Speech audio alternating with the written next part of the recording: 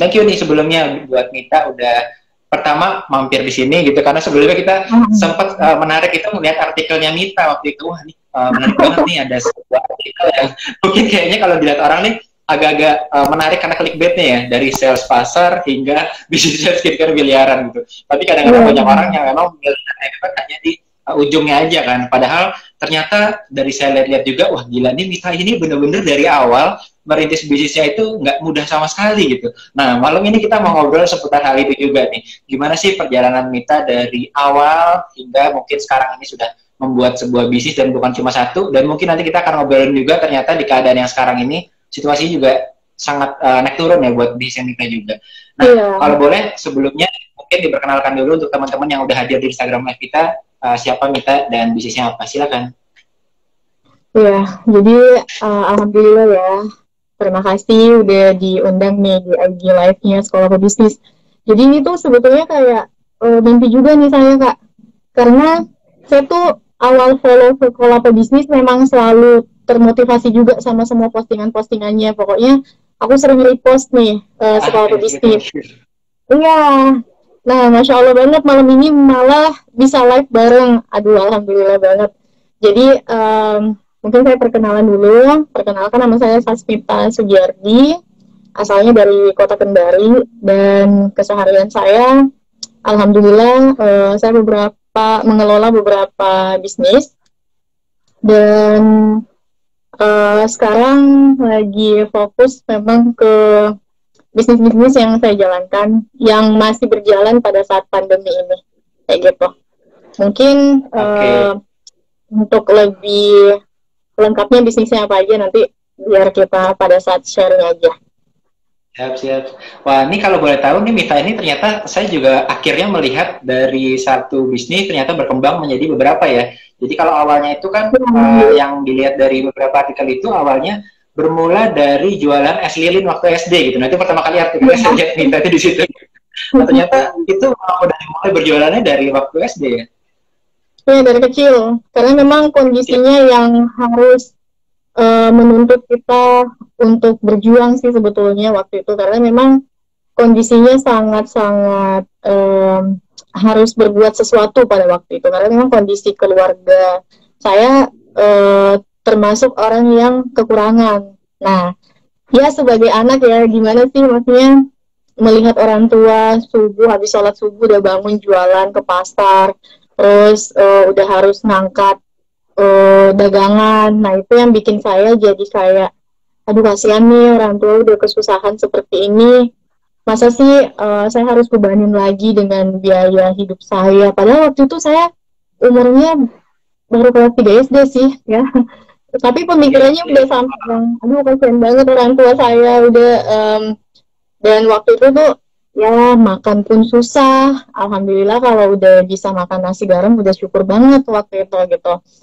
Ya udah, karena merasa kayaknya sayang banget gitu, kasihan orang tua, saya harus berbuat apa? Karena memang hobi suka jualan, ya udah. Nah, waktu itu tadi saya lakukan jualan es lilin. Karena kita nggak punya kulkas waktu itu, jadi pada saat jualan es lilin ke sekolah itu pinjam kulkasnya tetangga. Nah, jadi kalau itu pagi, alhamdulillah tetangga saya baik banget karena mau pinjemin kulkasnya waktu itu. Jadi kalau biasanya nih pulang sekolah itu saya singgah ke pasar dulu beli bahan-bahan untuk bikin es lilin dulu. Nah, kalau udah dibuat ya udah numpang nih sama tetangga. Nanti pada saat mau ke sekolah pagi-pagi baru ambil es lilinnya, terus pada saat jam istirahat sekolah, teman-teman pada main-main, ya saya nongkrong di depan kelas sambil jualan es lilin. Oh, bawa termos es lilin gitu. Oke. Nah, jadi kalau saya baru tahu juga kalau tuanya dari Mita itu dulu juga pedagang ya di pasar ya, karena menurut saya teman-teman di sini banyak banget kan mulai bisnisnya dan lain-lain, tapi mungkin kurang beruntung karena kita justru nggak pernah melihat orang tua kita berjualan dan lain-lain. Tapi saat itu Mita merasa bahwa selain mau membantu orang tua, tapi karena ngelihat orang tua juga berjualan dan memang udah dari kecil gitu ya, akhirnya malah pengen berjualan dan hobi ya waktu itu ya dari SD ya. memang suka jualan. Jadi dulu tuh suka kayak hobi apa sih, main-main gitu sambil dagang. Jadi kayak sama teman-teman, saya jadi penjual ya, kamu pembeli. Jadi emang suka jual-jualan kayak gitu. Bahkan permainannya emang suka jual. Nah, bahkan waktu untuk memulai jualan es lilin itu kan aku nggak punya modal sama sekali, nggak punya duit jajan, nggak punya. Nah, jadi kebetulan bapak saya tuh jualan minyak goreng nih, minyak goreng pakai jergen-jergen gitu kan. Nah, cari modalnya dari kalau bapak pulang itu kan bawa jergen kosong, tapi masih ada sisa-sisa minyaknya, ya kan, di dalam jergen itu. Nah, udah. Biasanya saya kalau bapak pulang itu saya ambil kayu sama spons kayak apa sih, busa gitu, gabus gitu ya. Minyaknya itu diperas sampai saya dapat ukuran jergen yang 5 kilo. Nah, minyak yang 5 kilo itu yang saya jadiin modal untuk jualan es lilin. Jadi alhamdulillah tuh minyaknya bisa dijual pada waktu itu. Ya udah, minyak itu yang jadi modal awal saya untuk jualan es lilin di sekolah. Jadi salah banget kalau pada saat itu minyak tadi atau tokonya sembako, berarti ya, toko sembako ya? Ya, kalau mama saya jualan sembako, jualan beras, jualan telur kayak gitu. Tapi kalau bapak saya tuh jadi kayak bawa minyak-minyak gitu loh, minyak goreng, terus ditawarin ke rumah-rumah, ke pasar-pasar kayak gitu. Jadi pada saat bapak pulang, saya inisiatif memeras sisa minyak yang ada di jergen itu kan masih bagus juga tuh. Ya udah, pada saat jergennya udah full, yang bener yang 5 literan, itu saya jual ke pasar. Alhamdulillah dapat modal untuk bikin es lilin kayak gitu. Jadi awalnya jadi memang selalu muter-muter. Nah, jadi udah. Nah, berarti dari proses itu akhirnya jualan itu, dan akhirnya juga dari SD sampai bahkan sekolahnya pun sempat biayain sendiri ya dari untuk sekolahnya ya. Alhamdulillah. Jadi pada saat itu seneng banget dan ya laku banget ya es lilinnya waktu di sekolah. Nah, jadi nggak cuma jualan es lilin waktu itu gitu. Oh iya, kayaknya untuk menambah penghasilan saya harus jualan apa lagi ya, teman-teman butuh apa lagi nih. Nah, teman-teman kan suka makan kayak permen, snack-snack. Ya udah, jadi pulang ke rumah beli itu lagi, beli permen lagi, beli snack-snack lagi. Jadi nggak cuma jualan es lilin, ada tambahan itu juga gitu. Jadi keuntungannya nambah lagi, dan alhamdulillah bisa bayar uang sekolah waktu itu, dan seneng banget sih masih bisa saving kayak gitu. Jadi ada keuntungan es lilin. Terus di rumah saya juga buka usaha lagi, jadi nggak habis dari sekolah jualan lagi di rumah, karena kebetulan di rumah saya itu apa sih namanya, kayak perkumpulan tukang beca gitu. Nah, pulang di rumah, jadi tukang beca tuh kan biasanya di situ istirahat, nongkrong. Mereka nggak ada cemilan, nggak ada minum-minum. Ya udah, inisiatif lagi jualan jualan kayak kopi, es teh, terus jual mie siram gitu. Ya udah, ada lagi duitnya. Jadi memang suka lihat, wah peluang apa lagi nih yang bisa dijadiin bisnis. Jadi kayak gitu, alhamdulillah dari usaha seperti itu ya udah bisa bantu orang tua waktu itu. Dan seiring berjalannya waktu, usaha bapak juga maju, usaha mama juga maju, dan meskipun usaha mereka maju karena mungkin saya udah keenakan ya dapat duit sendiri, itu berlanjut tuh bisnisnya kayak gitu. Ya udah, cari-cari peluang apa yang bisa menambah value dari bisnis lagi, berjalan sampai sekarang kayak gitu. Ya meskipun sebetulnya buat teman-teman mungkin yang baru melihat Mita, kalau saya yakin sih kayaknya dari teman-teman yang dari Sasmita itu pasti udah pernah mengikuti perjalanan Mita, terutama kan sering banget share-share di feed-nya dari akunnya Mita juga ya, perjalanan dari membuat skincare pertama gitu sampai prosesnya dan lain-lain. Dan itu bagus banget sih, sekalian mengedukasi teman-teman kita yang mau buat juga ya, mau berbisnis juga. Nah, tapi buat teman-teman sekolah pebisnis yang mungkin baru pertama kalinya melihat Mita, jadi Sasmita ini tadi saya belum mention, itu memiliki sebuah brand namanya Sasmita Skin ya, sasmitaskin.id, itu adalah skincare. Lalu kedua ada juga clothing lainnya, itu adalah untuk clothing line fashion syari ya, yang menggunakan bahan premium. Lalu ada juga yang restorannya yaitu warteg rawit, warteg cabai rawit. sama ada produksi furniture yang Lux Glass ya waktu itu ya. Sama sekarang juga lagi jalan untuk yang properti. Nah, jadi teman-teman bisa melihat ya dari awalnya Sasmita sampai bisa sekarang itu prosesnya kayaknya panjang banget gitu karena sangat jauh kelihatannya. Tapi umur Sasmita ini kayaknya jauh masih muda gitu. Dari umur berapa udah mulai berbisnis dari SD dan memang kelihatannya kok masih muda sampai umur sekarang mungkin 27 ya kayaknya 27-an. Kok udah bisa ya mencapai yang kayak gitu gitu. Nah, teman-teman ternyata mulainya udah dari SD untuk memulai berjualannya ternyata. Terus gimana tadi setelah dari proses dari SD, terus untuk naik sampai SMP, SMA, kuliah, dan lain-lain itu ada kejadian apa lagi? Ya, kalau saya sih memang ya itu tadi, karena suka lihat peluang ya, apalagi nih yang bisa dikerjain. Jadi memang semakin bertambahnya usia juga pola pikirnya malah semakin jadi kayak gitu. Nah, alhamdulillah juga usaha orang tua waktu itu berkembang juga. Ya udah, jadi kayak melihat lagi nih peluang dari orang tua. Apa yang bisa saya kerjakan, tapi tetap aja nggak mau minta, nggak pengen minta-minta nih sama orang tua waktu itu. Jadi alhamdulillah sih memang dari dulu semua bisnis yang saya jalankan nggak pernah dibantu sama orang tua kayak gitu. Jadi memang selalu memulai sendiri, meskipun itu harus dari bawah dulu ya. Dan yang paling utama sih gengsi gitu, harus hilang gengsi. Tapi kalau dulu sih mana kita pikir gengsi ya, orang usianya masih 8 tahun, 9 tahun waktu SD gitu. Nah, alhamdulillah pada saat sekolah di SMP itu udah nggak bisa tuh, kita nggak boleh jualan es lilin, jadi katanya harus fokus belajar. Ya udah SMP es lilin, cari kerja lagi apa yang bisa saya kerjakan, jadi saya bantu bapak waktu itu. Jadi saya yang jadi salesnya bapak. Jadi saya saat jadi sales bapak saya sampai SMA.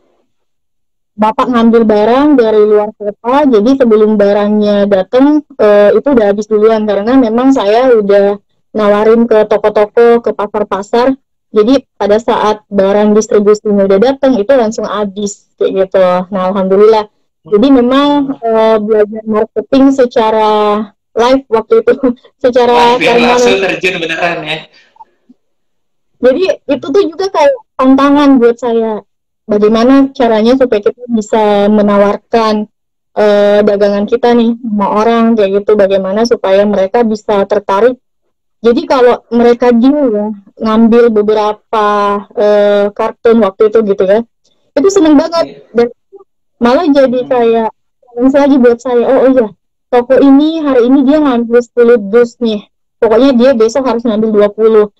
Saya cari cara lagi nih gimana nih cara nawarinnya. Alhamdulillah, jadi kayak gitu. Alhamdulillah, usaha orang tua juga terbantu dan memang saya dengan bapak kita kerja profesional ya. Dan memang waktu itu saya bilang sama bapak, Pak saya mau jadi salesnya bapak, tapi kita kerjanya profesional, saya nggak mau digaji. Saya dapat berapa persen dari keuntungan bapak. Jadi memang udah dasar otak bisnis gitu. Saya ngebayangin kayaknya waktu Mita dulu gitu masih SMP atau bahkan masih SD gitu kan. Kalau Mita yang sekarang mungkin datang ke toko-toko orang terus nawarin sembako, pasti pada beli deh, saya yakin deh gitu kan. Tapi kalau Mita yang dulu gitu ya, masih SMP gitu, anak kecil terus bawa sembako, kucuk datang kan. Itu kan beda gitu berarti ya kan. Tapi sama kecil kan gitu. Alhamdulillah, jadi memang itu juga mungkin atas izin Allah ya dipermudah seperti itu, dan memang niatnya karena nggak mau nyusahin orang tua juga waktu itu. Dan ya itu tadi saya suka nanya gitu, jadi kalau sales kumpul tuh ya, biasanya kan mereka ada kumpul tuh di toko-toko, aku nanya, Kak gimana ya kalau kita mau nawarin ke toko-toko ini, terus apa tekniknya, suka belajar gitu loh, nanya ke yang profesinya sama. Dan alhamdulillah selalu dipertemukan juga sama orang-orang baik sih, jadi mereka juga sharing, Mit kamu nanti seperti ini, caranya begini, terus kamu bisa pakai teknik ini, udah itu di saving tuh kalau udah ketemu kayak gitu. Oh iya. Dan alhamdulillah seiring berjalannya waktu makin ketemu ternyata saya ketemu dengan passion saya kayak gitu. Itu dilalui dengan beberapa usaha lagi yang gonta-ganti gitu yang saya lakukan, tapi sejenis sih intinya dagang, cuma mungkin ganti-ganti aja dagang apa kayak gitu. Dan sampai akhirnya saya kerja di bank. Jadi kayak mikir gimana ya. Sempat juga ya? Ya, saya pernah kerja di bank 2 tahun. Waktu itu saya bilang sama bapak, saya bilang, "Pak, saya pengen punya usaha sendiri, tapi saya nggak mau bapak yang ngasih modal," kayak gitu. Dan waktu itu bapak saya sih sebenarnya, "Udah kamu kerjain ini aja." Enggak, saya mau punya usaha sendiri waktu itu. Tapi saya nggak punya uang gitu. Ada, tapi bisnis yang saya mau bangun ini udah maksudnya udah nggak wajar untuk usia saya waktu itu. Dan alhamdulillah udah lulus SMA sih. Gimana ya caranya? Pada saat itu saya coba cari di koran lamaran kerja. Saya harus kerja sama orang lain lagi nih, nggak cuma sama bapak. Ya udah, alhamdulillah waktu itu ada 2 bank buka lowongan kerja. Jadi dengan ijazah SMA waktu itu bisa tuh. Nah, saat interview, alhamdulillah lulus, dan memang niatnya nggak mau kerja selamanya sih jadi pegawai gitu kan, jadi karyawan bank. Pokoknya niatnya dapat gaji di bank itu ditabung sampai memenuhi modal yang saya butuhkan, kayak gitu. Ya udah kerja di bank selama 2 tahun sampai modal tabungan saya udah cukup. Oh ya, ini udah kekumpul senilai ini. Saya beraniin diri untuk resign. Nah, dari situ saya memulai, karena saya suka gambar ya dulu ya, suka gambar kayak baju, fashion gitu. Dan memang waktu itu saya suka bikin sesuatu, bikin baju, terus saya pakai sendiri. Nah, alhamdulillah waktu itu banyak teman-teman yang suka, "Ini itu bajunya beli di mana, di butik apa?" Padahal itu baju cuma saya gambar terus saya bawa ke penjahit. Dan itu banyak yang suka. Nah, ya udah, sambil saya kerja di bank, sambil jualan baju yang dijahit juga kayak gitu. Nah, ini kok makin banyak yang minat gitu ya. Jadi kayak udah saya putuskan keluar dari bank untuk jualan baju nih. Tapi waktu itu masih penjahit-penjahit dekat-dekat rumah gitu loh, Kak. Ya udah bikin baju 10, 15, 20 sampai alhamdulillah bisa jual.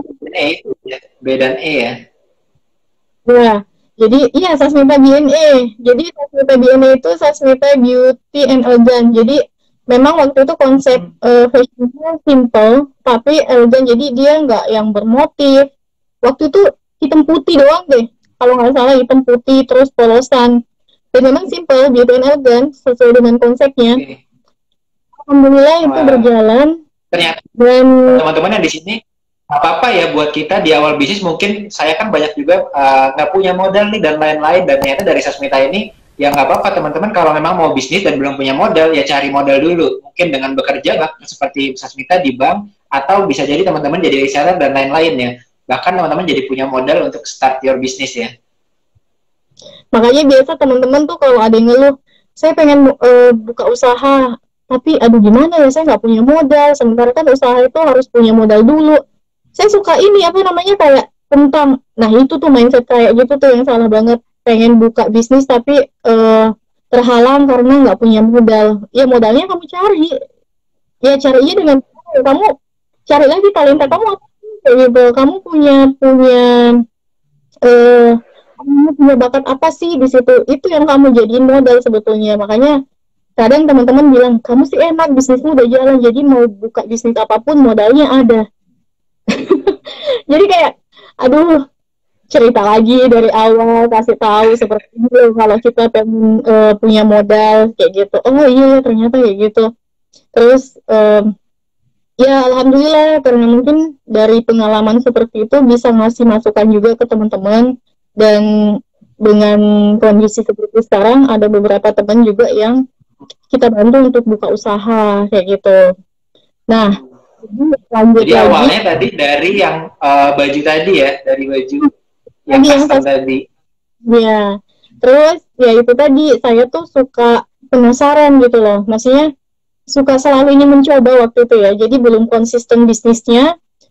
Setiap ada keuntungan dari bisnis di awal itu selalu, wah saya punya duit lagi nih, bisnis apa lagi yang saya mau buka. Jadi bukan, wah saya punya duit nih, saya punya keuntungan apa ya yang saya mau beli. Nggak kayak gitu pola pikirnya. Jadi saya punya untung nih, oh iya saya buka bisnis apa lagi ya yang bisa masukin keuntungan lagi nih. Jadi waktu itu buka bisnis bulu mata palsu kayak gitu. Jadi iya, iya. jadi cuma yang bulu mata palsu itu memang saya bikin pakai brand sendiri waktu itu. Jadi kayak Sasmita Luxury Eyelashes. Nah, memang bulu matanya itu terbuat dari rambut asli. Jadi memang kita lihat di pasaran kan yang beredar tuh yang bahannya plastik. Pada saat dipakai tuh sakit. Nah, itu saya juga suka searching tuh waktu itu. Oh iya, setiap punya bisnis atau pengen buka bisnis, lihat dulu permasalahan atau lihat dulu solusi apa sih yang dibutuhkan di dunia ini kayak gitu. Apalagi kalau saya pengen buka bisnis bulu mata. Ada orang lagi becanya lagi nunggu-nunggu siang-siang, habis itu kita coba cari solusinya gitu ya. Nah, jadi memang kalau tiap pengen buka bisnis, kita cari permasalahan dulu, cari apa namanya sumber masalah dulu gitu loh. Oh ya, kalau kita nemu masalah ini, terus kita cari solusinya. Kalau memang bisa jadi peluang bisnis, itu saya buka gitu. Jadi bisnisnya saya jalankan. Nah, kemarin waktu buka bulu mata palsu itu kan memang kebanyakan bulu mata palsu itu kalau dipakai tuh sakit, terus berat, dan memang bahannya kan sintetis ya, kayak gitu. Jadi cari lagi tuh di Google, jadi Google juga yang sangat membantu perjalanan bisnis saya. Jadi saya suka cari alamat, oh ya, pembuat bulu mata palsu human hair, kayak gitu. Saya beli mentahannya, saya cetak boxnya di percetakan, dan bikin brand sendiri waktu itu. Tapi ternyata nggak semulus yang apa saya pikirkan ya waktu itu. Ternyata bisnis itu nggak mudah. Sementara waktu itu nggak ada yang tahu saya.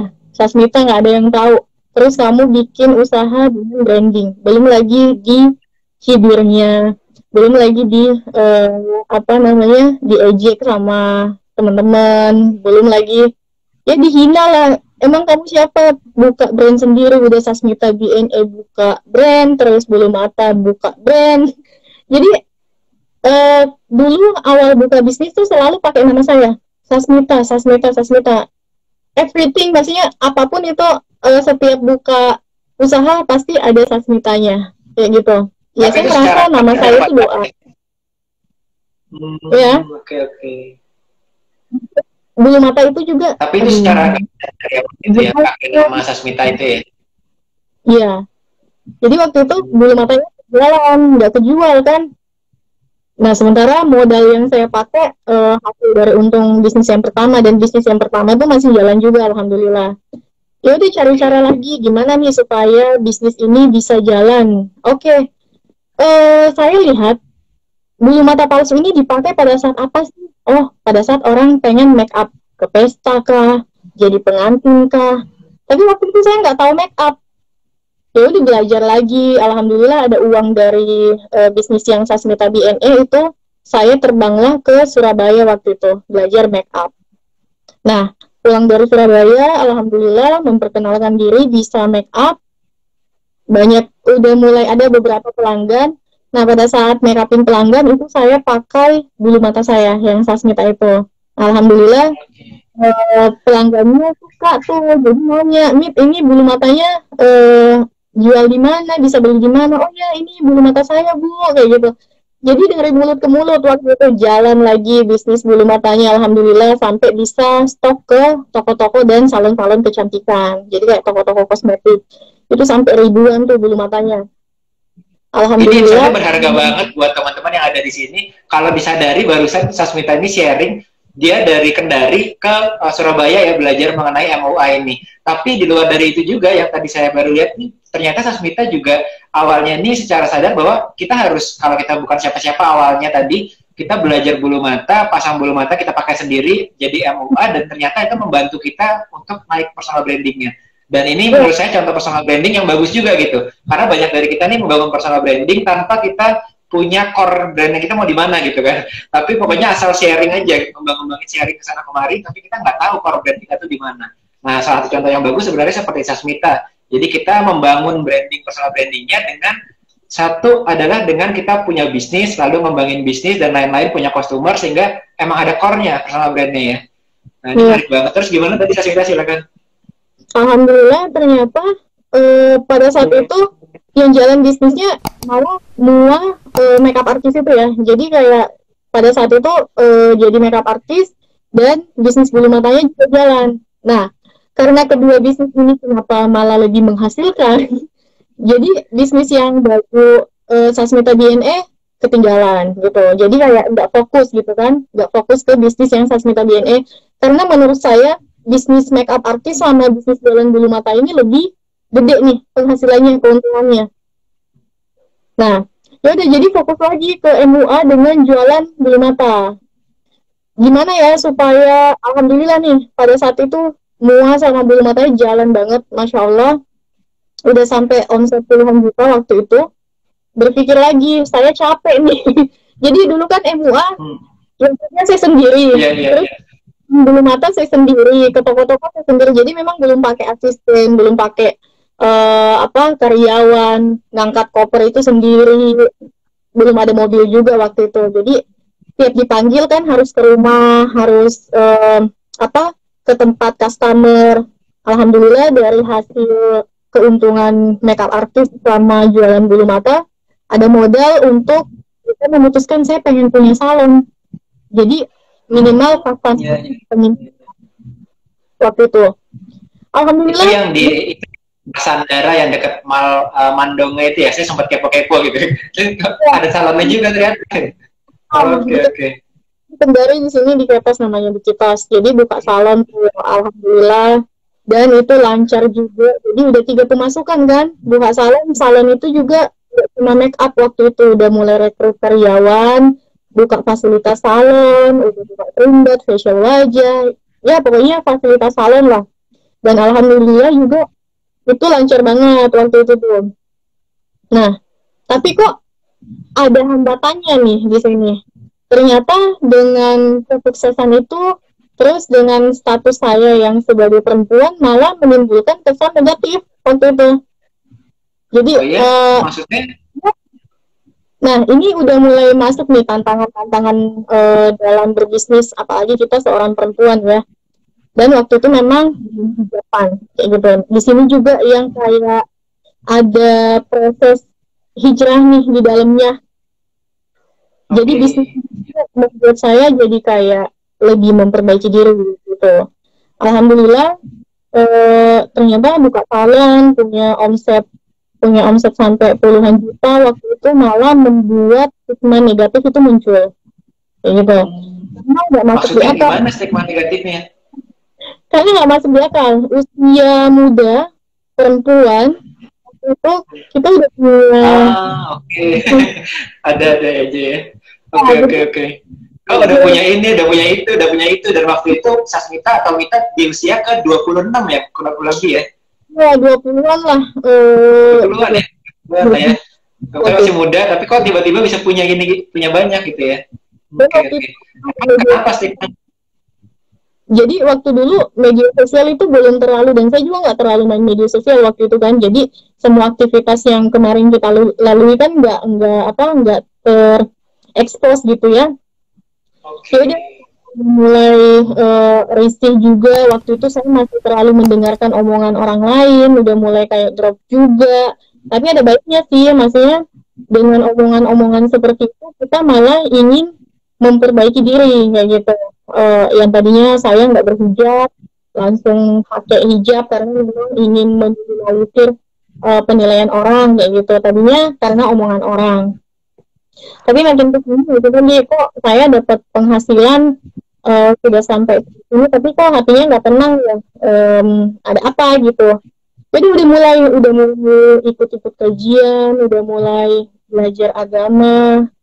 Nggak tahu ya waktu itu mungkin kalau capek atau jenuh kerja terus, jadi ada momen gimana mental itu keganggu gitu, bukan dalam arti gila gitu, mungkin karena terus gitu kan, ini saya ngejar apa sih sebetulnya, saya usia seperti ini udah dapat duit puluhan juta, saya cari apa gitu. Ya udah sampai ada masa dimana saya ikut-ikut kajian tuh buat tenangin diri, kata temen, coba deh kamu ikut ini untuk healing gitu.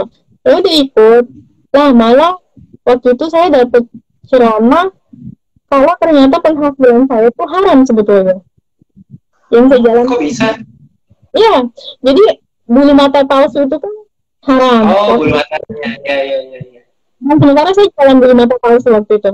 Terus aktivitas salon saya itu kan haram juga sebetulnya, karena kita menerima laki-laki waktu itu, meskipun even itu mereka cuma facial, even itu mereka cuma cukur rambut, tapi kan sentuhan tuh antara perempuan dan laki-laki kan itu jadi sumber dosa saya waktu itu, karena saya menyiapkan fasilitasnya.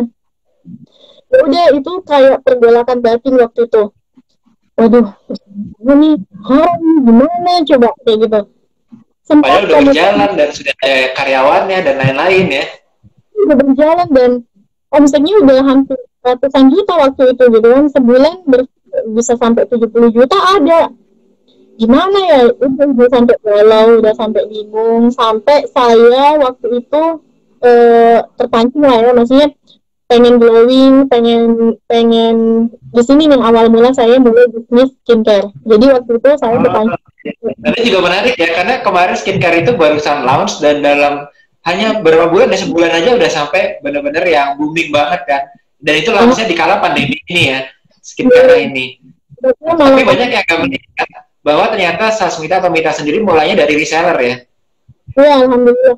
Nah, maka dari itu karena udah mulai, karena kebanyakan mikir, terus waktu itu saya sempat pakai produk yang salah nih, yang non Bepom gitu kan, ada merkuri, ada hidrokinonnya, karena berpikiran instan pengen glowing waktu itu.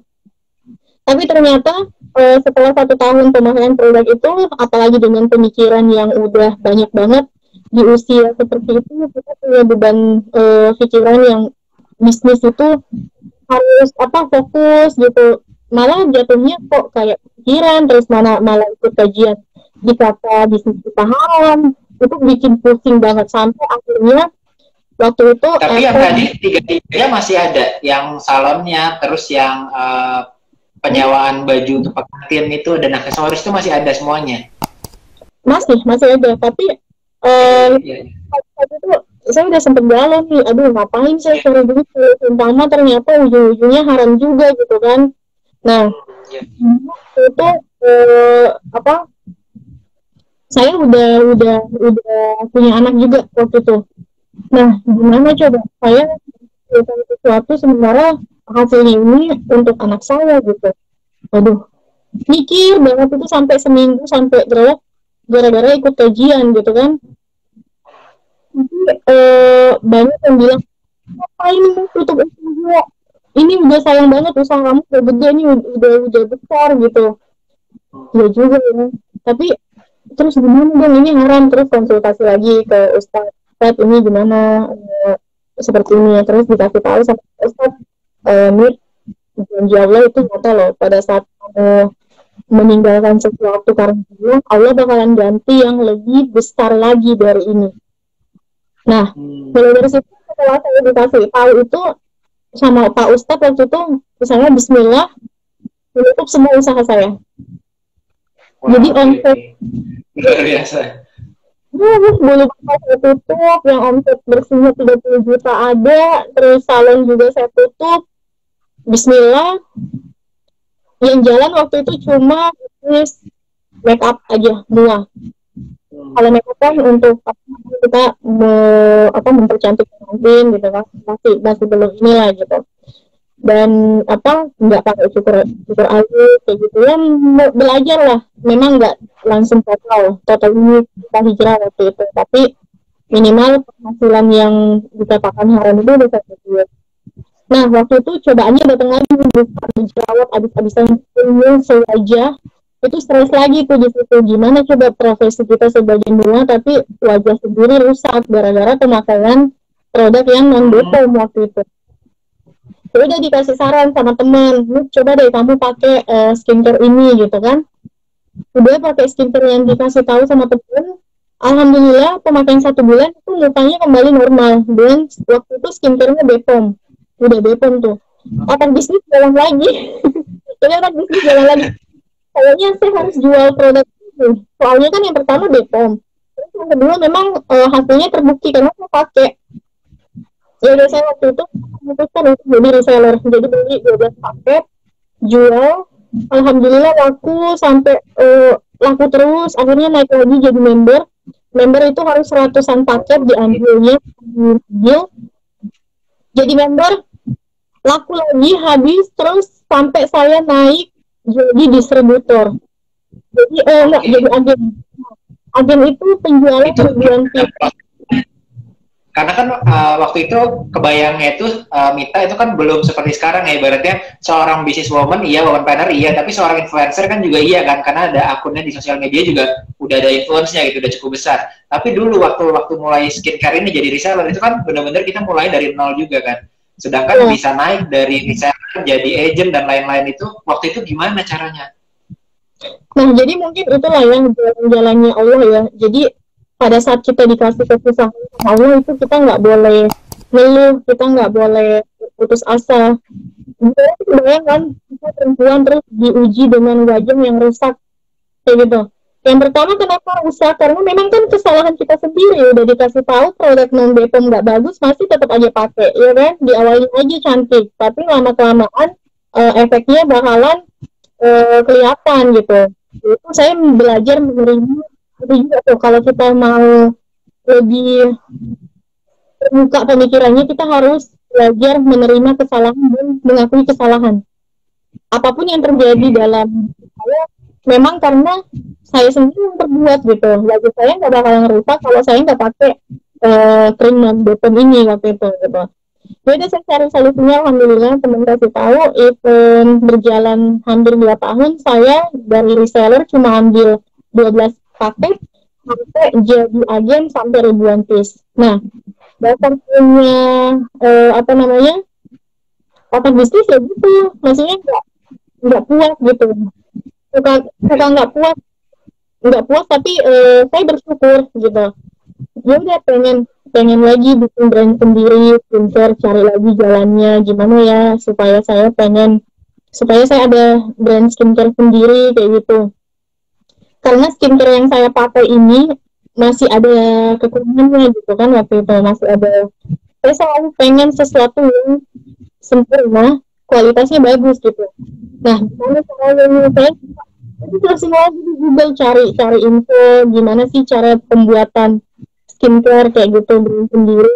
Alhamdulillah dikasih jalan, dapat infonya, berani, udah mulai kontak, tanya-tanya caranya seperti apa. Alhamdulillah kita tahu, oh iya ternyata untuk modal bikin skincare sendiri seperti ini udah mulai nabung lagi dari penjualan skincare yang udah ada gitu.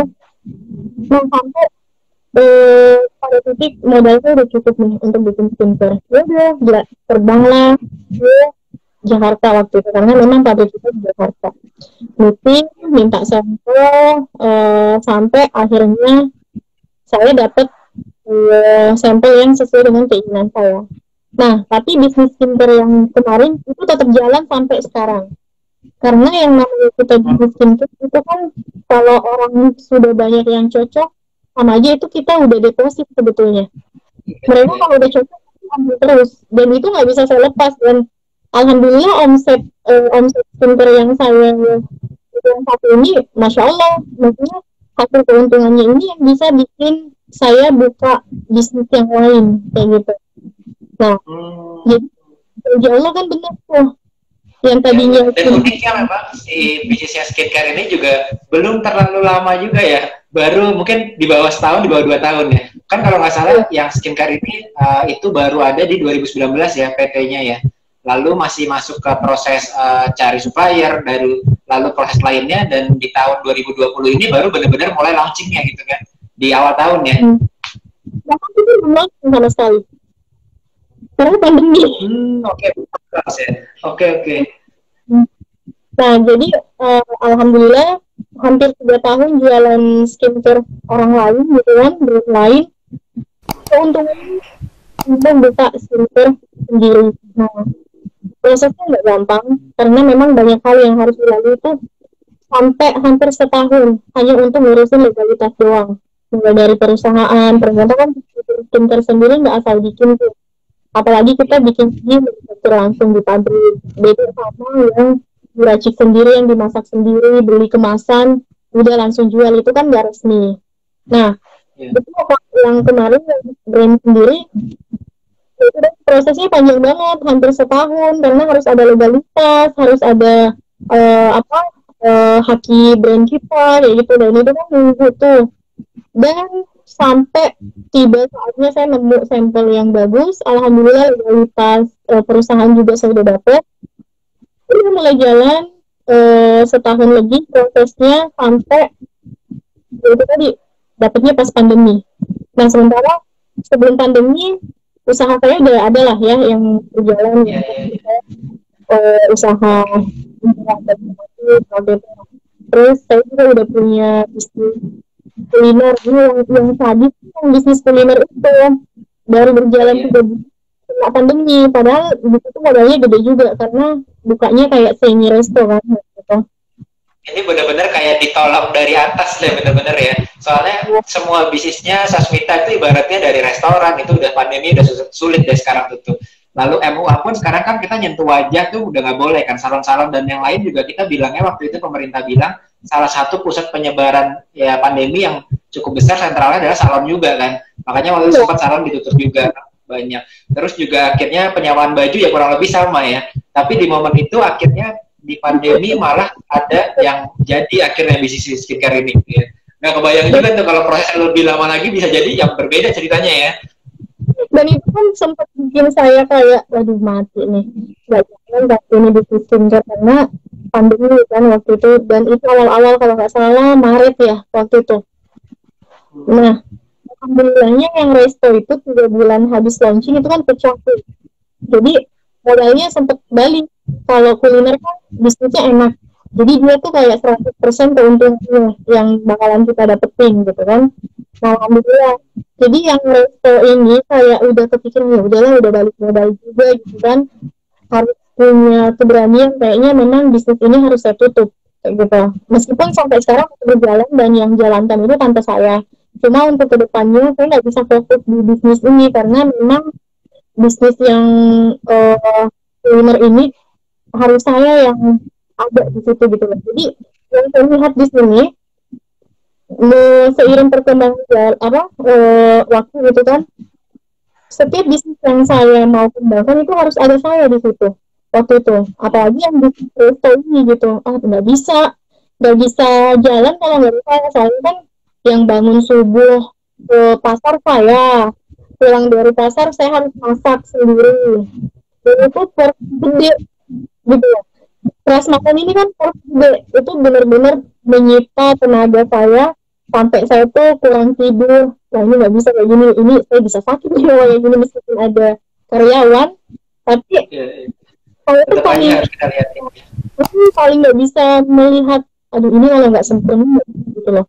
Suka khawatir. Jadi bisnis ini saya jalankan banyak khawatirnya sebetulnya. Dan alhamdulillah 3 bulan saya pegang, pas dapet pandeminya udah makin yakin akhirnya saya nggak bisa bisnis ini. Ya itu tadi ternyata ada hal-hal yang memang pada saat kita buka, dan kalau memang ternyata tanggung jawab kita nggak bisa sebesar dengan bisnis yang kita buka, itu bakalan nggak bisa juga gitu loh. Jadi yang saya lihat ternyata saya harus cari bisnis yang dimana bisa waktunya tidak terlalu besar dan tidak terlalu membutuhkan tenaga, tapi saya bisa ada di situ terus gitu loh. Nah, ya udah paling tepat ini bisnis skincare ini. Jadi kalau di skincare kan paling saya cuma ngeluarin ide promosi aja gitu, terus ide produk aja. Nah, kalau di resto warteg itu tenaga yang paling besar gitu. Sementara saya nggak bisa karena udah ada bisnis yang saya pegang. Jadi ada penyewaan beli pengantin, ada bisnis jualan skincare. Sementara saya harus di resto lagi, waduh udah deh, kacau banget waktu itu. Dan ternyata saya ambil keputusan, saya pernah dengar gimana sih bisnis itu bisa sukses, ternyata satu fokus. Jadi kita nggak bisa terlalu banyak bisnis kalau umpama kita nggak fokus, itu bakalan yang lain malah ikut terbengkalai. Begitu. Oke, belum ke ngebahas skincare-nya, saya mau sharing juga ke teman-teman. Ternyata ini banyak banget dialami oleh banyak dari kita ya, yang dari sales terus kita nyobanya hal gada ya, pokoknya apa lo mau gue jual deh, gue ada deh gitu. Nah dari situ biasanya kita udah mulai menghasilkan kayak tadi Sasmita juga atau Mita mulai menghasilkan dari satu, berpikir untuk kayaknya gue buat bisnis kedua, bisnis ketiga, bisnis keempat, supaya kalau satu aja bisa dapat katakanlah 1 juta, kalau 4 pastinya dikali 4 dong gitu. Tapi ternyata nggak kayak gitu kan kenyataannya gitu. Dan ini sebuah proses bisnis sama teman-teman. Jadi normal banget untuk teman-teman mengalami hal-hal seperti ini di perjalanan kita lagi bangun bisnis. Nah terus ternyata dari Sasmita juga akhirnya fokus ke salah satu bisnis ya yang memang itu benar-benar kayaknya passion kita juga, tapi menghasilkan juga ternyata ya. Jadi memang saya memberanikan diri ambil keputusan untuk saya selamanya, mumpung waktunya masih ada selama 9 bulan. 9 bulan. Udah 9 bulan itu saya kasih ke tante, udah tante aja yang jalanin ini, karena alhamdulillah 3 bulan pertama modalnya udah kembali sebenarnya. Dan memang bisnis kuliner itu kalau kita mau fokus itu gila-gilaan kalau nggak pandemi ya kemarin. Karena di kuliner aja saya bisa dapat omset itu 150 juta per bulan. Karena memang posisi di tempat saya dekat kantor ya waktu itu, dan kita jualnya prasmanan. Jadi terus gitu. Udahlah modalnya udah balik. Kayaknya saya nggak bisa dituduh. Jadi saya alihkan ke tante saya. Jadi dikelola sama tante saya, tapi saya lihat memang perkembangannya kurang ya, apalagi pandemi prasmanan itu mati total. Orang kan takut kalau prasmanan kan gitu kan. Jadi dia fokus ke skincare, tapi skincare saya belum jadi tuh waktu itu. Udah bulan 2 udah mulai pandemi, udah mulai putus asa. Udah intinya ini kehancuran saya. Ya, karena yang lain benar-benar offline ya, dari mulai restoran dan MUA dan salon itu benar-benar juga ada offline-nya. Dan yang skincare pun belum ada ya, itu benar-benar momen kayaknya orang tuh bisa berpikir bener nggak ya, nih saya masih maju nggak ya, apalagi udah proses ke pabrik ya waktu itu ya. Udah putus asa sih waktu itu. Tapi alhamdulillah saya, karena memang pada saat berbisnis manajemen keuangannya memang juga diatur ya, jadi setiap keuntungan itu memang ada saving gitu, berapa persen untuk ditabung kayak gitu kan, berapa persen untuk, dan alhamdulillahnya memang setiap buka bisnis, setiap keuntungan yang masuk itu haknya dikeluarin. Nah seperti anjuran sama kita supaya bisnis kita terjaga, itu tadi emang benar sedekah itu masalah satu-satunya jurus terampil untuk melindungi usaha kayak gitu.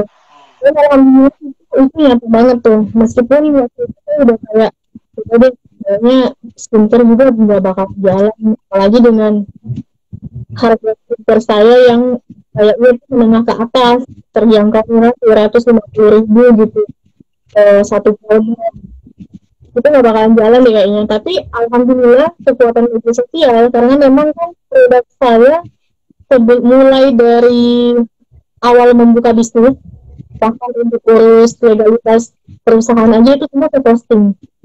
Jadi di posting itu untuk saya pamer gitu loh, saya ingin sharing, siapa tahu besok-besok ada teman-teman yang ingin buka usaha seperti ini gitu. Jadi memang saya nggak pernah pelit ilmu kalau masalah bisnis. Saya suka sharing, saya suka kayak diri saya sendiri langkahnya berhasil nggak sih. Jadi kalau saya share juga ke media sosial, biasanya ada masukan tuh kalau ada yang salah nih, jangan seperti ini, itu harusnya begini. Terus oh ya ini infonya valid.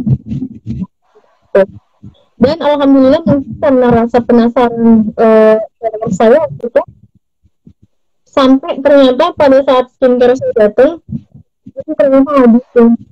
Itu habisnya cuma 4 hari. Dan itu pandemi, Masya Allah. Ya, dan dengan harga 350.000, kali aja itu berapa. Tapi kemarin saya ada kerjasama sama distributor. Jadi memang ada teman saya, ada satu teman saya juga yang alhamdulillah dia juga bisnisnya gila-gilaan juga, Masya Allah, dan ketemukan sama Allah orang yang hikmah dalam menjalankan bisnis ini. Karena memang kita juga bisnis tuh nggak cuma ngejar untung ya, pengen sukses sama-sama. Ya udah kita sharing nih sama teman, dan alhamdulillah teman saya juga ini yang jadi distributor bertanggung jawab. meskipun kita berteman tapi dia profesional juga kayak gitu. Alhamdulillah jalan sama-sama. Bareng saya datang langsung diberi sama dia dengan sistem yang kami jalankan, dan alhamdulillah itu tuh 4 hari karena kekuatan teman ya, dan itu betul banget banyak teman tuh banyak rezeki, dan ya itu tadi karena kuasa Allah juga sih, mungkin karena kemarin saya melepas bisnis yang tidak dianjurkan agama ya, Allah ganti gitu loh dengan kesusahan, dengan pandemi ini malah ya, tadinya saya udah asa banget, udah ada harapan untuk saya bakalan keluar kayak gitu kan. Terus Allah karena ada teman, ada sistem dan 4 hari itu produktif habis, dan pada saat produknya habis itu saya repeat order lagi 3.000 piece di nah kalau RO gitu kan butuh waktu 2 bulan. Nah 2 bulan lagi nih pandemi malah makin menjadi, ya kan? Yang tadinya di Kendari belum masuk, pandemi belum ada. Tapi pas waktu nunggu lagi 2 bulan, aduh mati, di Kendari udah masuk juga tuh, udah banyak yang positif juga, udah was-was lagi. Sementara ini yang aku ambil 3.000, jadi modal yang pertama yang 1.000 piece digabung sama keuntungan yang kemarin gitu kan. Jadi yang tadinya 1.000 lagi jadi 3.000 piece. Tapi Allah karena sekarang sudah dirumahkan, ternyata pada saat dirumahkan malah intensitas perempuan untuk merawat diri itu ternyata lebih besar. Nah 3.000 piece datang malah ternyata langsung habis, dan itu cuma sehari. Wow, dan bahkan kayaknya juga sempat dimention bahwa awalnya ini benar-benar promonya ini dari media sosial dan benar-benar dari akun Sasmita aja, dari kita ya, yang update-update rajin dan lain-lain ya. Ya. Nah, kenapa bisa laku 3.000 piece? Karena kita hambur testimoni dari yang 1.000 piece kemarin. Jadi alhamdulillah tuh banyak banyak testimoni, banyak yang masuk ke kita gitu kan. Postingan, terus kita capture semua pendapat customer yang udah pakai itu. Jadi sebelum produk 3.000 datang, kita hampir testimoni nih. Dan alhamdulillah karena waktu itu udah bisa jualan, 1.000 piece itu kan udah menyebar ke customer gitu loh. Sama mitra Sasmita udah nggak ada sama sekali. Jadi mungkin pada saat 3.000 piece datang, penasaran yang kemarin customer yang belum kebagian, alhamdulillah 3.000 piece yang datang malah sholatnya sehari, masalah banget. Dan betulan sampai sekarang kita udah jual sampai 8.000 piece. Jadi dari satu produk itu sudah 5 produk sekarang. Insya Allah kami pun tambah lagi 3 produk. Jadi kita pun udah nanti udah 8 produk. Dalam waktu kurang dari awal pandemi aja Januari, sekarang masih Oktober ya. Pokoknya di awal pandemi, Sasmita keluar tuh di awal pandemi sampai sekarang. Jadi belum setahun sebenarnya. Itu 8 bulan ya. Kita udah jual hampir 20.000 piece. Alhamdulillah dengan skincare. Nah, dari keuntungan skincare, itu tadi saya coba cari, karena saya nggak mau ya, maksudnya ada dana tapi langsung habis, kayak gitu, ada uang tapi langsung habis. Jadi belajar lagi, cari bisnis yang udah belajar dari kemarin kan, ternyata saya nggak bisa terlalu berbisnis dengan tenaga saya itu terlalu banyak keluar kayak gitu. Saya harus cari bisnis yang tenaganya nggak terlalu berat tapi income-nya bagus gitu loh, omset yang kita dapat bagus. Jadi sering nanya tanya ke teman-teman apa sih bisnis kira-kira bisa dijalankan kayak gitu. Nah sampai saya lihat ada satu story teman saya iklanin properti. Ya udah saya pelajari 2 minggu, saya pantau, saya cari tahu bisnis properti itu seperti apa sih. Dan alhamdulillah ada yang tersimpan, dan mencoba tanya lagi ya itu tadi, beraniin diri, kontak cari tahu. Ya kalau udah dapat lagi tuh apalagi ya gitu ya. Coba cari lagi. Iya, tapi udah ada pengalaman yang kemarin kan, nggak mau buka restoran. Oh ternyata Sasmita kalau buka bisnis kamu tuh hanya sebagai pemikir aja. Kalaupun eksekutor butuh tenaga, cari tenaganya jangan terlalu banyak gitu, jangan yang terlalu minta waktu, apalagi saya kan statusnya seorang ibu ya. Nah, cari lagi nih bagaimana supaya di rumah tuh tetap tugasnya jalan sebagai ibu, karena ada anak-anak. Cari lagi bisnis yang waktunya fleksibel kayak gitu. Udah cari tahu tentang properti, kamu udah kontak sama orangnya. Karena ini bisnisnya butuh modal yang besar, saya nggak bisa terlalu percaya gitu kan. Saya harus ngecek sendiri, dan alhamdulillah memang langsung ke tempatnya, langsung ke lokasi propertinya, reviewnya ada. Terus cari tahu tentang basic perusahaannya, cari tahu apakah perusahaan ini memang trusted gitu ya. Dan alhamdulillah sampai ikhtiar, sholat benar-benar minta petunjuk ya, Allah menunjukkan, oh ternyata jalan ini insya Allah bisa gitu. Nah ini ya lalu alhamdulillah mereka juga.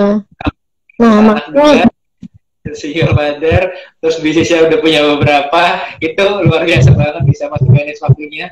Dan terus tadi juga kelewat kita waktu mulai di skincare pun nggak mudah ya, sama seperti yang Emu buat tadi, dan di salon dulu kan sempat ada kayak orang merasa kok bisa ya umur masih muda tapi punya beberapa bisnis. Ternyata waktu mulai skincare pun ada hambatannya juga ya, sama ya gitu ya.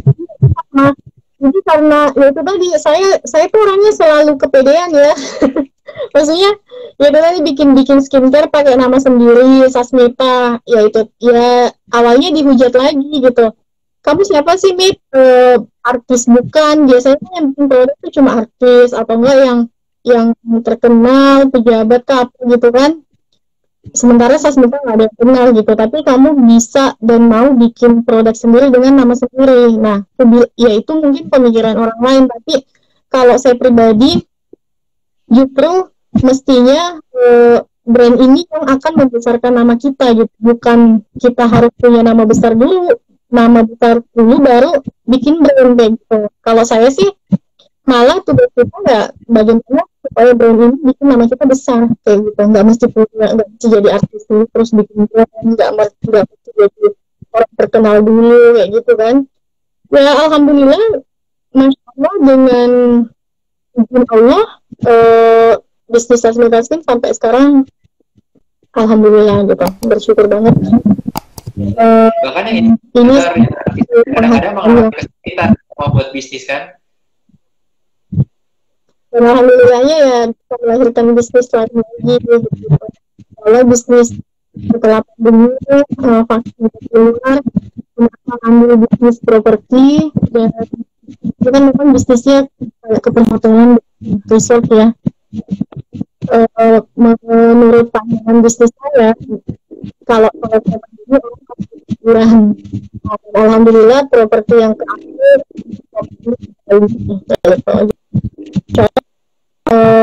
investasi yang kemarin bisa jadi penghasilan lagi, dan itu pasif income saya gitu, masih bisa jadi pemasukan untuk saya nantinya, karena bisnisnya 50. Jadi event saya nggak ada, saya udah bisa mengelola bisnis. Pastinya nanti ke depannya saya yakin kita sukses lagi, akan lebih maju lagi gitu. Tapi kebayang nggak sih waktu dulu, ibaratnya dulu itu masih jadi sales bantuin bapak jualan tadi sembako gitu ya, sekarang jadi Mita yang sekarang ini gitu, itu kayaknya nggak kebayang ya gitu. Terus gimana perasaannya kayak kemarin gitu, ada gathering kan, kemarin kan gathering para mitra-mitranya dari Sasmita kan. Nah itu juga di sebuah hotel gitu, dan itu ramai juga kan. Nah itu perasaannya gimana sih sampai ke posisi itu dibandingkan dengan yang dulu gitu? Ya mungkin kalau dilihat di situ ada satu cuplikan video yang saya meluk 2 orang itu saya. Itu benar-benar nangis karena di awal tuh skincare kita banyak mengalami penolakan. Ya karena yang pertama saya orang lokal, yang kedua brand saya brand lokal. Jadi di ujiannya di situ, ketidakpercayaan orang gitu loh dengan apa yang kita buat, apalagi dengan kita cuma tinggal di daerah gitu. Kalau saya pribadi, saya tuh setiap buat sesuatu nggak pernah main. Memang dalam bisnis, kenapa setiap saya punya bisnis dalam karena memang saya selalu mengutamakan kualitas. Jadi meskipun saya orang lokal, meskipun saya orang daerah, dan saya pemikirannya internasional gitu loh. Nah, saya juga kalau bikin produk, jadi kualitasnya harus benar-benar bagus karena dari kualitas itu yang bisa menjelaskan atau melebarkan market kita. Nah, itu kan cara marketnya dan itu kan customer yang udah pakai produk kita ternyata bagus itu kan dengan yang kemarin yang sempat menghujat saya atau brand saya malah mereka pakai juga gitu. Alhamdulillah jadi memang kalau ada takaran atau rintangan seperti itu start aja bukan aja kalau memang apa yang kita lakukan itu kembali ke karena yang kayak gitu sampai kita semakin menjadi gitu. Alhamdulillah kemarin hujat jadi sempat diremehkan dari masalah dan juga terus pasarnya udah dan kita sekarang udah hampir sebetulnya kalau yang terkumpul sih sebetulnya hampir cuma yang aktif sampai sekarang itu hampir 100 orang. Kalau setiap produksi ada yang dari pabrik itu lagi alhamdulillah produk kosmetik skin juga udah dipromosiin sama jadi bisa artis tidak ada sama sekali benar-benar modalkan diri sendiri untuk produk yang bisa benar-benar bawah gitu loh. Yang pas kejadian di Catering Hotel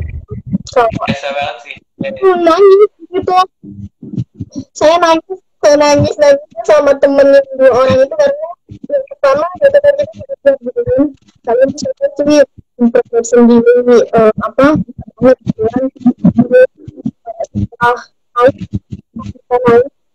teman saya yang awal berjuang ini udah mulai hampir kayak yang nawarin kamu gabung aja sama saya dan gitu bikin alhamdulillah dengan orang-orang yang begitu. Jadi meskipun itu mereka nggak tahu hanya masih sama saya gitu.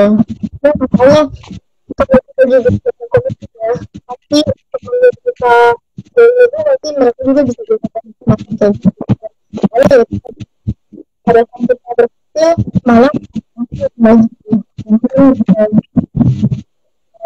fondasi-fondasi yang kita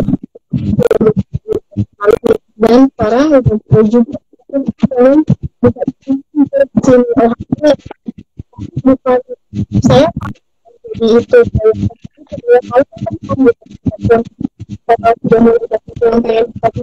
di daerah sini berarti saya berhasil mereka melihat hasil dari karena kalau mereka anggap usaha gagal mungkin mereka itu buka bisnis seperti itu suara dengeran nggak? Sebenarnya agak-agak loading sedikit sih. Suaranya masih masuk, cuma agak-agak loading sedikit. Di sana masih jelas nggak, Mita? Masih jelas. Jelas ya? Jelas kan? Oke. Sinyal, katanya sinyalnya kayaknya oke. Apa sekarang udah jelas sih kayaknya sih, tadi agak sedikit loading sebentar. Oke, jadi tapi ternyata perjalanannya itu benar-benar Mita tuh dari awal sekali, dan bahkan saya sempat lihat sebuah berita kan Mita juga kakak beradik ya dengan adiknya yang cowok itu ya. Sempat ada masalah dengan adiknya juga yang sempat harus ngurusin gitu ya karena futsal atau karena apa gitu kan. Wah gila di umur Mita yang ke umur segitunya mesti ngurusin adik juga. Aduh gila, banyak banget ternyata struggle-nya Mita yang Mita yang sekarang gitu ya. Itu tuh rata-rata yang muncul adik saya waktu itu rata-rata pejabat dan petinggi. Dan itu waktu itu bapak saya lagi benar-benar berjuang saya sendiri. Karena adik saya udah hampir meninggal waktu itu. Oh gitu, sampai segitunya ya? Karena itu dipukul dan dikeroyok kan, dan sampai saya lihat fotonya pun di online hampir berdarah-darah gitu, dibawa ke polisi, dan akhirnya Mita juga melaporkan kan waktu itu kan. Dan waktu itu nggak terlalu ya, karena kan memang banyak banget waktu itu pejabat dan petinggi anak gitu kan, ya bingung gimana caranya supaya ini bisa jadi perhatian.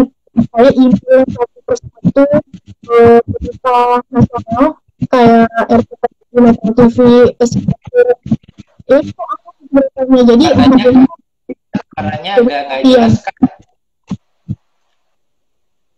Oke, jadi yang terakhir itu kita masih nyimak yang ketemu dengan 3 temannya, dan udah di momen itu akhirnya udah terjadi banyak hal ya, akhirnya ya, beberapa hal yang akhirnya bisa berujung kepada Sasmita yang sekarang ini punya bisnis dan bahkan hingga properti juga. Nah, akhirnya di proses itu ternyata nggak mudah juga, karena ternyata bahkan saya melihatnya kan sekarang aja Sasmita mungkin belum kepala 3 lah ibaratnya ya, kalau kepalanya aja gitu, udah kepala 3 gitu. Nah, di umur Sasmita yang mungkin saya lihat waktu itu masih 20-an, bahkan itu masih 21, 22, itu sempat kena masalah yang cukup besar juga, di mana masalah itu dengan adiknya Sasmita juga kan, yang harus sendirian ngurus polisi dan ngelakuin gitu ya. Dan itu benar-benar di umur saya yang masih muda, saya nggak kebayang sih kalau harus mengalami persoalan yang kayak gitu. Jadi tantangan Sasmita ini ternyata luar biasa besar juga ya. Makanya ternyata bisa menghasilkan sebuah brand yang kayak sekarang. Kalau saya bilang kan, besarnya sebuah brand itu berkorelasi dengan besarnya kapasitas si foundernya sendiri sebetulnya.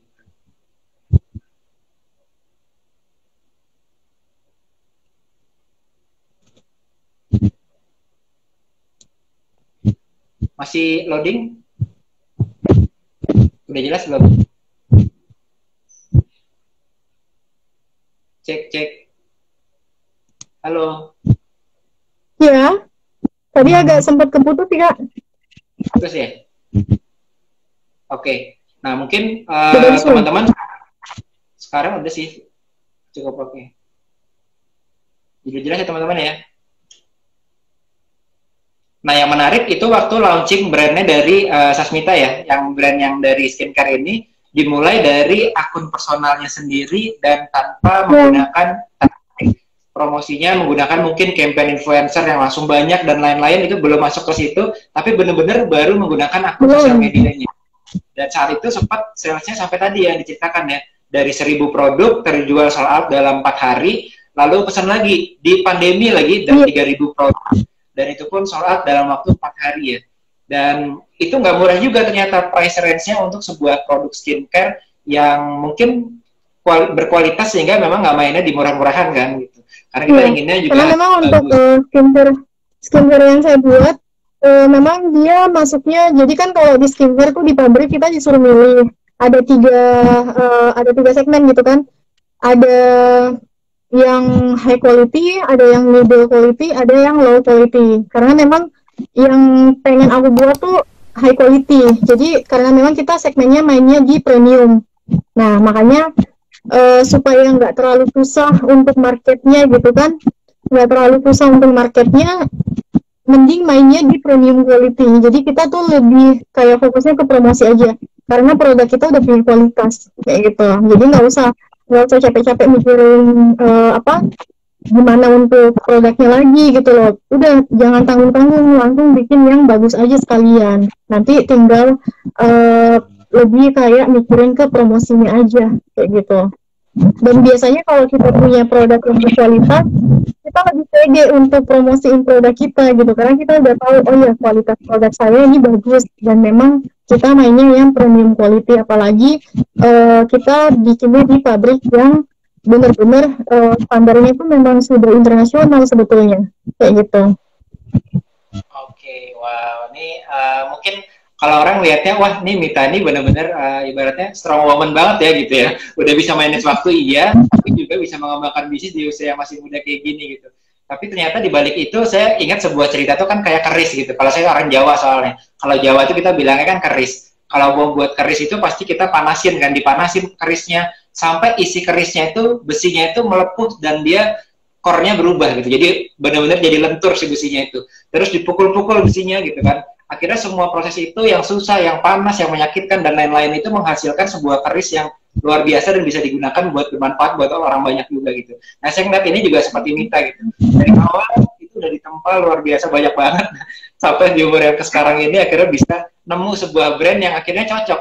Karena ternyata perjalanan menemukan bisnis skincare ini pun nggak langsung ketemu dari awal, tapi jatuh bangun di bisnis tadi ya.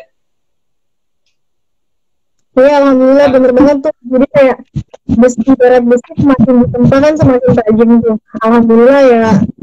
Jadi memang benar apapun yang terjadi dalam hidup kita nggak boleh ngeluh, kita nggak boleh kayak putus asa gitu. Karena Allah itu tahu banget apa yang terbaik untuk kita, meskipun mungkin menurut kita itu kok sakit, menurut kita itu kayak berat banget, menyedihkan, tapi ternyata apa yang terjadi dalam hidup kita itu adalah proses untuk Allah tuh membentuk kita yang sekarang kayak gitu. Ya Allah ingin membentuk kita lebih baik lagi, ya mungkin dengan kesedihan itu, dengan kesusahan. Tapi kan hal-hal yang terjadi tersebut malah bikin kita semakin kuat ya kayak gitu. Tapi tergantung juga nih dari manusia kita. Jangan sampai malah dikasih kesusahan, malah dikasih kesulitan sama Allah, tapi itu dijadikan alasan untuk lebih merusak diri gitu. Nah mungkin kalau dari saya sih kita harus belajar dulu, kita harus tahu hakikatnya dulu, kita diciptakan di dunia ini untuk apa sih sebenarnya. Ya kan ada dua tuh, kita diciptakan untuk beribadah dan memang untuk diuji. Jadi selama kita masih hidup di dunia ini, ujian itu nggak akan pernah hilang gitu. Nah kalau ujiannya nggak hilang berarti udah nggak hidup. Nah jadi pada saat menjalankan sesuatu atau menjalani kehidupan ini, ujian sesulit apapun itu percaya aja itu pasti akan terlewati, karena memang itu udah semacam kayak anak tangga yang harus dilalui nih untuk mencapai tujuan kita, untuk mencapai puncak kita nantinya kayak gitu. Jadi jangan pernah mengeluh pada saat kita kena kesulitan kah, ujian kah, karena bisa jadi itu adalah jalan terbaik untuk kita gitu. Itu adalah pintu kehidupan kita yang lebih baik di tempat lain gitu. Mungkin seperti itu ya Kak, dari saya. Ya, untuk menutup IG Live ini mungkin kita bisa sharing nih dari Mita, ada nggak sih 3 pesan buat teman-teman yang mungkin lagi menyimak Instagram Live ini yang merasa kok kayaknya sekarang saya itu kurang modal, kurang datang dari keluarga yang tidak tepat, mungkin modal yang nggak besar sehingga saya nggak bisa dapat bisnis orang tua saya, atau mungkin saya terlalu muda, atau mungkin saya juga terlalu tua, bahkan ada yang berpikir terlalu tua, atau mungkin dia merasa bahwa saya kayaknya nggak bisa deh, saya berasal dari kota yang bukan kota besar, bukan Jakarta, Surabaya, dan Bandung misalnya ya, seperti Mita kan, tapi Mita sudah membuktikan bahwa kita bisa gitu. Nah ada nggak sih 3 pesan dari Mita buat teman-teman yang berpikir kayak gitu sekarang ini?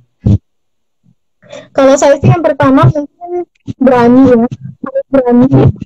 Terus yang kedua gengsi, apapun itu berjalan yang penting halal.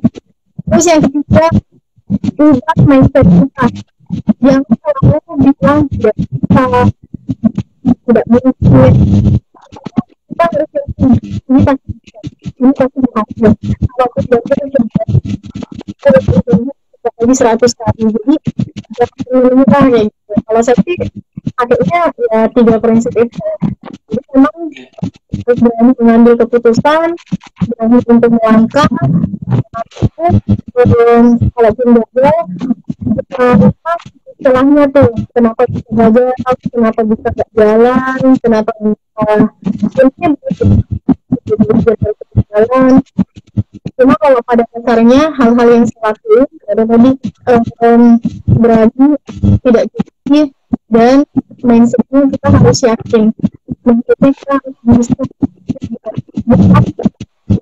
bilang diri kita nggak bisa, nggak ada peluang baik, dan selalu pasti bisa. Sebenarnya apa yang kita lakukan itu sangat berarti dari kita. Kalau kita udah bilang nggak bisa, pasti hati kita nggak bisa ya. Jadi beneran nggak bisa. Tapi kalau sampai memang sudah dalam pikiran kita yakin saya pasti bisa. Nah kalau udah bisa lebih semangat lagi cari jalannya gitu.